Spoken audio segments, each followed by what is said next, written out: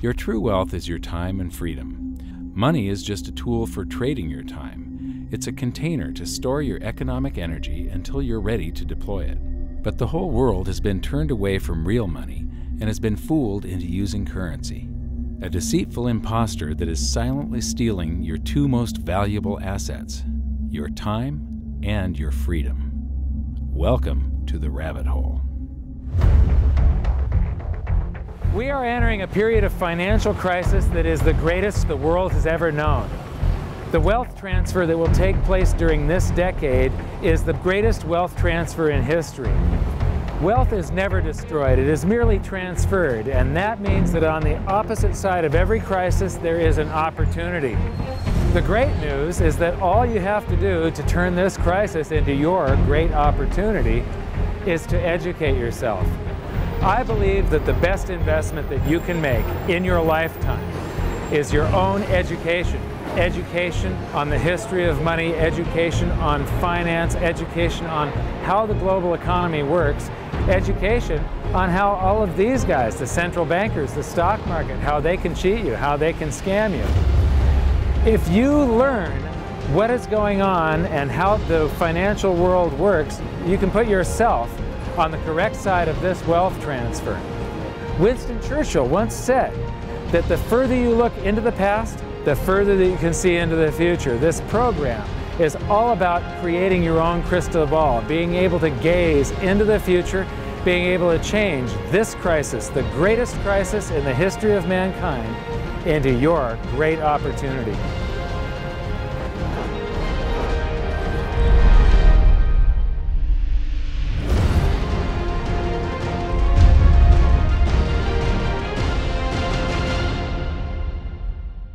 The hidden secrets of money, some of them are hidden in plain sight. They're like right in front of you.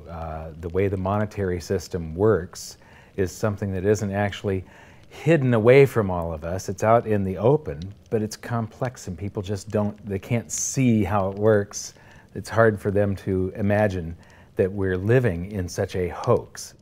Others are meant to be secret, but the truth is slowly coming out, like the Federal Reserve being a private corporation and not really part of the U.S. government.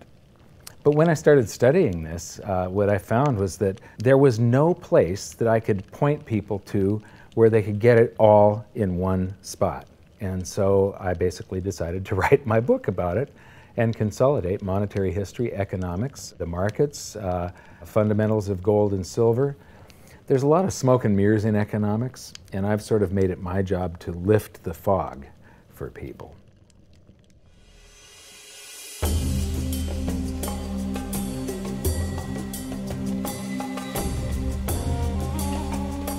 Welcome to Egypt.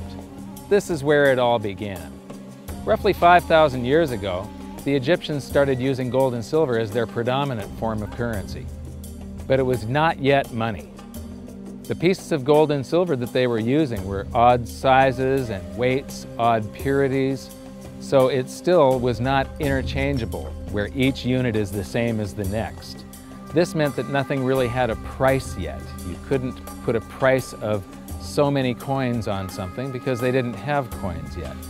Trade was still difficult. It was still a guessing game when it came to the exchange of values. One of the reasons that we are in the financial mess that we are today globally is that people do not understand the difference between currency and money. Currency is a medium of exchange, a unit of account. It is portable, durable, divisible, and something called fungible. Fungible means that each unit is the same as the next unit. A dollar in my pocket buys the same amount as a dollar in your pocket.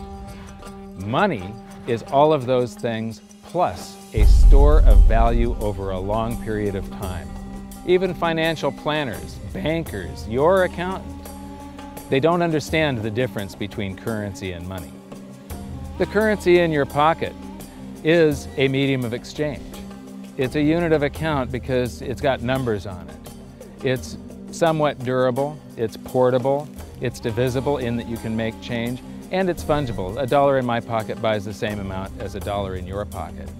But because governments can print more and more and more of it, and dilute the currency supply, it's continually transferring wealth out of your pocket, out of your bank account, to the government and to the banking system. The reason that gold and silver are the optimum form of money is because of their properties. It's an easy medium of exchange because gold and silver store a large amount of value in a very small area. It's a unit of account. Pure gold has the same value all over the planet. So an ounce of gold buys the same amount here in Egypt as it would in China or in the United States. It's durable. The same gold that Egyptians were using in trade 5,000 years ago is still here with us today. It does not corrode. It's divisible. You can make change with it. It's very portable. You could use something like oil as money. It's just that you can't carry around a barrel of oil on your back. It's fungible. Pure gold is the same wherever it is on Earth. Pure silver is the same wherever it is on Earth. It's limited in quantity. That's the reason that it maintains its purchasing power. Governments cannot print it. Over the last 5,000 years, only gold and silver have maintained their purchasing power. There have been thousands upon thousands of fiat currencies, currencies that are unbacked by gold or silver, and they have all gone to zero. It's a 100% failure rate. Well, fiat currency, of course, is a currency that exists at the dictate or by fiat from a government. You say they have their printing presses, and the paper money rolls off the printing presses. And then they give it the fiat designation, which makes the currency official. It's just worthless paper. But when Ben Bernanke gives it the special sign, and they have the cult meeting at the Federal Open Market Committee meetings, it suddenly becomes currency. If you look at what's really going on, it's a con game. And so there's confidence. Well, the Federal Reserve is very forthright about what they're doing. If you read their websites, they'll tell you it's a confidence game. They tell you that there's no intrinsic value in their money. They'll tell you that they print it backed by absolutely nothing. They actually display all these facts. But if you tell somebody in the public that this stuff is created out of thin air, there's no backing whatsoever, it's absolutely worthless, it's about as valuable as monopoly money, they'll look at you like you're nuts. Is there an example throughout history of a fiat currency, a piece of paper that's unbacked by anything, surviving? Short answer, no. Long answer, no. And here's why. When Addison Wiggin took over at the Daily Record, when they got cranked up, Bill Warner asked him to catalog all of the fiat currencies throughout history and what happened to each of them. Addison dutifully went to work. Within a short period of time, he had gone through the alphabet. All the fiat currencies that started with the letter A were done. They all went to zero. He was halfway through the letter B, and all the fiat currencies that started with the letter B, and there were 600 of them in just the first letter and a half of the alphabet, and every single one of them went to zero. Every one. 600 fiat currencies that start with the letter A, and half of the ones that start with the letter B are 600 of these things. Not one ever came close. Do you think this one, the United States dollar, is going to be the first one after all that? I don't think so. No. No currency, fiat currency has ever survived. None. The thing about money is there actually is a fairly well accepted definition of what money is. The question is, as you apply that definition to particular things that people claim to be money, do they fit the definition? We'll just take the paper dollar, for example. How well does it perform those functions? Well, store of value. The dollar has lost 95% of its purchasing power since the creation of the Federal Reserve in 1913. So not very good as a store of value. One of the things I do is just a way to get the audience's attention is I have a slide, and there are 3 pictures on the slide. One is a pile of monopoly money. The other one is a pile of Federal Reserve notes, what Americans would call paper money. The other one is a solid gold American Eagle 1-ounce coin. And the title of the slide is, which of these is not like the other? And if you know the show Sesame Street, or you have children who watch it. It's one of the favorite vignettes in Sesame Street. And what it really is a kind of IQ test for 5-year-olds. They're supposed to look at the 3 things and look at characteristics and find the one that's not like the other. Well, I've shown this slide to groups of Ivy League university professors, and I've also shown it to children, kind of 5 years old, my nieces and nephews and so forth. And when the professors look at it, they say, well, clearly the dollars are not like the others, because gold has no role as money, and monopoly money is junk, and the American dollar is a store of value, so that's not like the other. But the children look at it and they say, well, the gold coin is not like the other, because the other two are just piles of paper, and the gold coin is clearly something different. So my question to the audience is, who's smarter, a 5-year-old or an Ivy League professor? Before World War I, each note that a treasury issued would say that there have been deposited with the United States Treasury $20 in gold coin payable to the bearer upon demand. The money was in the vault. The currency was a note they gave you that was a claim check, only a claim check on the money, the same as if you go to the dry cleaners and you give them your shirt and they give you a claim check for your shirt. The value is that shirt at the dry cleaners, not the piece of paper that says that you own that shirt. So our currency that circulated was the paper US dollars, and they were claim checks on money. The next hidden secret is the difference between currency and money. Money must be a store of value and maintain its purchasing power over long periods of time. As we progress through this series, you'll learn that national currencies are really a tool used by the government and the financial sector to leech away your time and your freedom by stealing your purchasing power. So rather than storing your economic energy, currencies leak. Now compare that to the gold and silver the Egyptians were using. Like I started with, it still wasn't money because it wasn't interchangeable yet. But they were on the right track, as gold and silver have proven over thousands of years to be the ultimate store of value. Gold is only formed when a star explodes, a supernova, and it stays around forever. This is one of the properties that make it the ultimate money.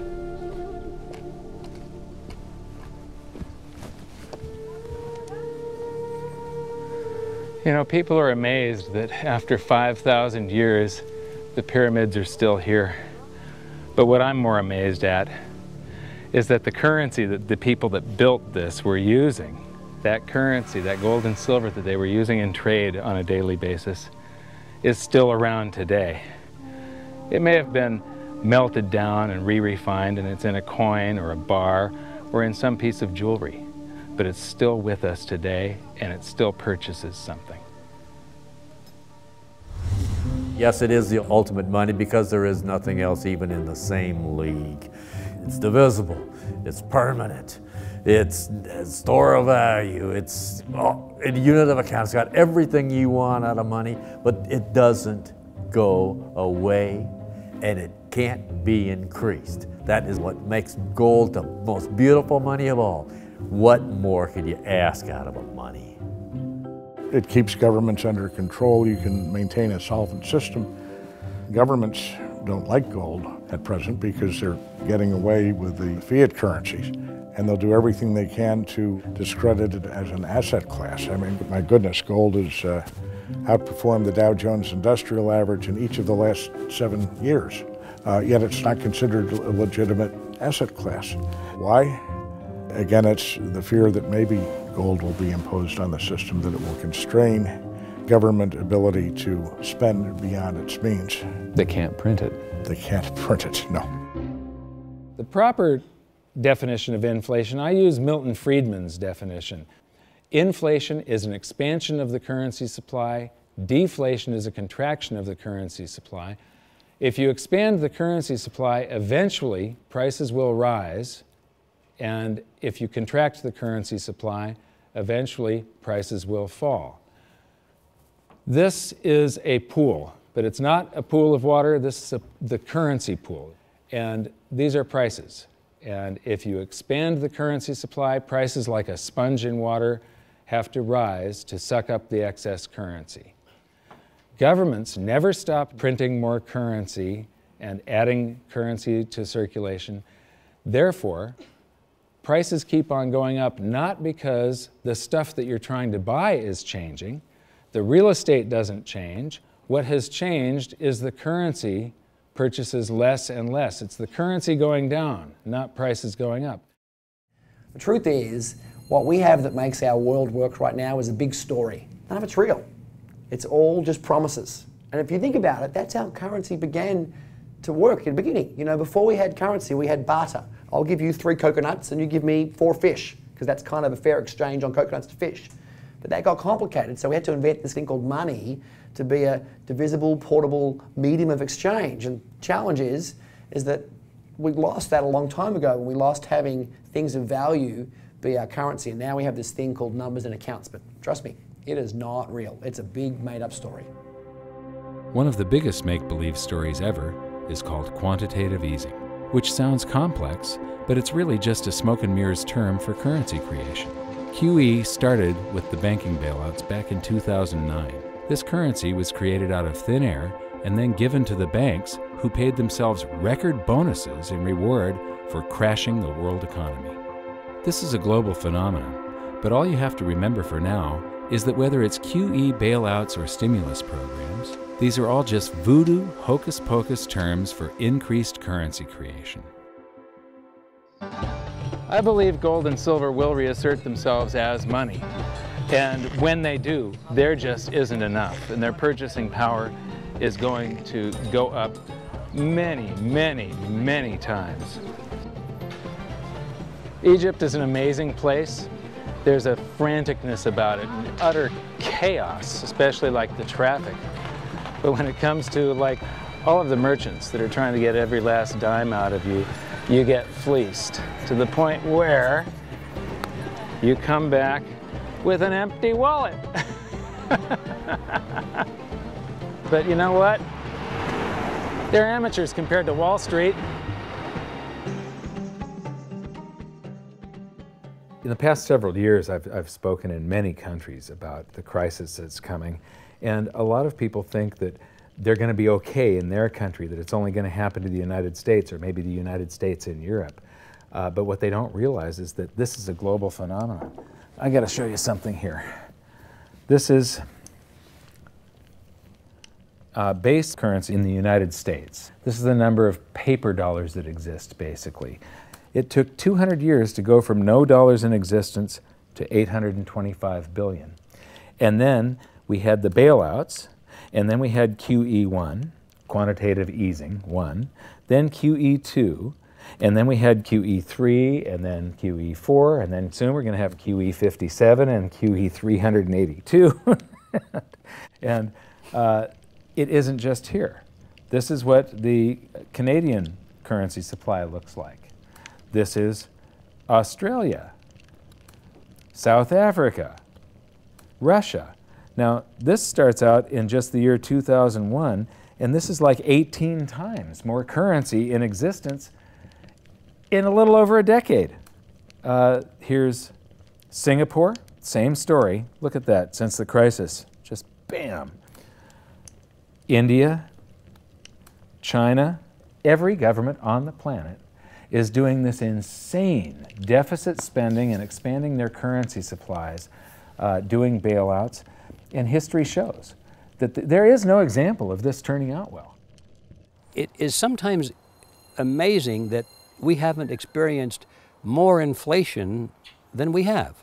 If they keep expanding the money supply so vastly, why aren't our prices growing faster than they really are? And the answer is that a good chunk of the money that the Fed created has been shipped overseas. I remember early in my research, I heard this expression that the Americans have exported their inflation. I thought, what is that? How can you export your inflation? Put it in a box and send it out? What do you do? Well, now I understand. You export your inflation by simply sending all these dollars that you created to these other countries, and then they send you their refrigerators and their cars and whatever, their TV sets. So you get hardware, and they get little pieces of paper. It's a great deal for the American people for a while. For a while. Sooner or later, all of those pigeons come home to roost. When the time comes, as it looks like it's now coming, When the rest of the world is saying, we don't want to play this game anymore. Uncle Sam's dollars are just becoming worthless. There are too many of them. We've got to find something else other than American dollars. Then those dollars start to come back to America. People say, we don't want them anymore. What do we do with them? Once this revs up and we've got this little trickle of money coming back that we previously exported, once it becomes a flood and it starts to rush back, now we are getting our former exported inflation brought back to us, and then we'll see the quantity of money inside the United States grow much more rapidly even than the Federal Reserve can create it, because we're getting a previous money back. And that's when we will really see the tanking of the US dollar in terms of what it will buy. During the second round of quantitative easing, global food prices went up 60%. And this created a humanitarian disaster for the 2 billion people on Earth who live on less than $2 a day. These people were hungry to start with, they became hungrier, and some of them started overthrowing their governments in North Africa and around the Middle East. So quantitative easing was the spark that ignited the Arab Spring. So that's it. When you create money, you get some sort of inflation. It just depends on where the inflation goes. It's all going down, down, down. Peasants are reeling from a game of coins and crowns. Given the premise that you have a permanent underclass or poor class, and how does inflation affect them disproportionately, it affects them basically in the percentage of their income that goes to food.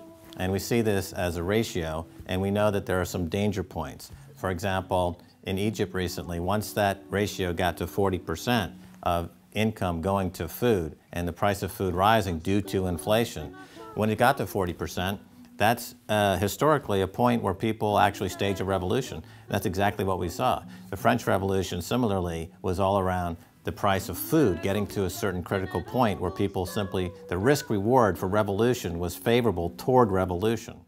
When they print it up, then it all goes down. Well, exactly right, because when you have a runaway inflation, it's punishing the very people who are most productive in society. In other words, the people that produce more than they consume and save the difference.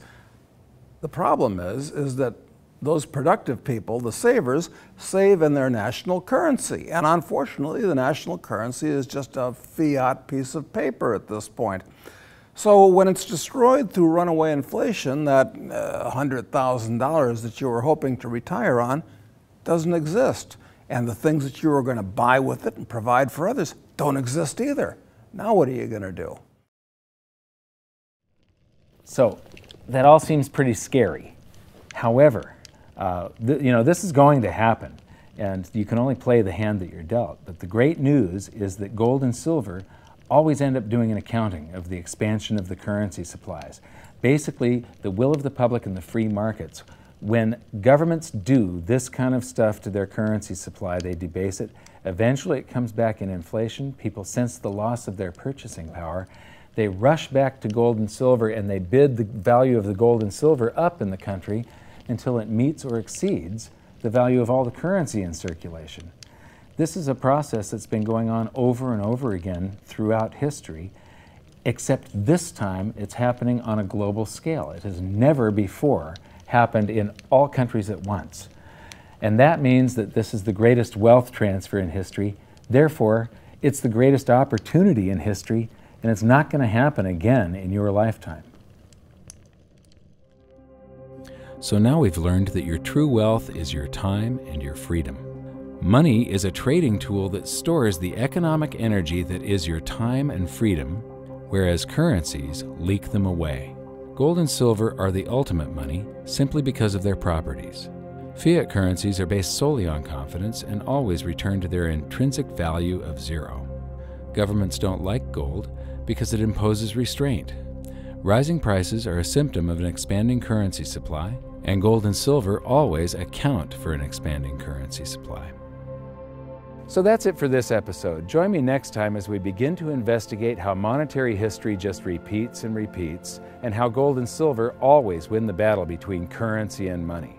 Until then, my challenge to you is to stop calling currency money. It's a crucial first step towards setting your mind free of all this economic voodoo and changing your context.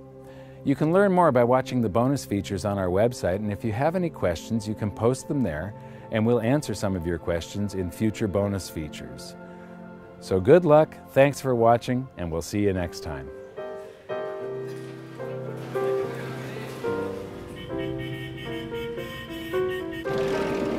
Good morning. Wow. What does fiat mean? It comes from the Latin for crappy car.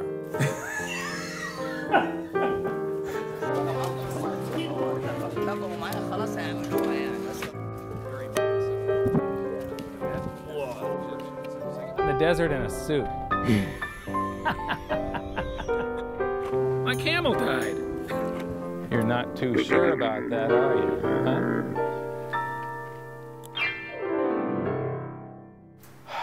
I am ready for a good long nap.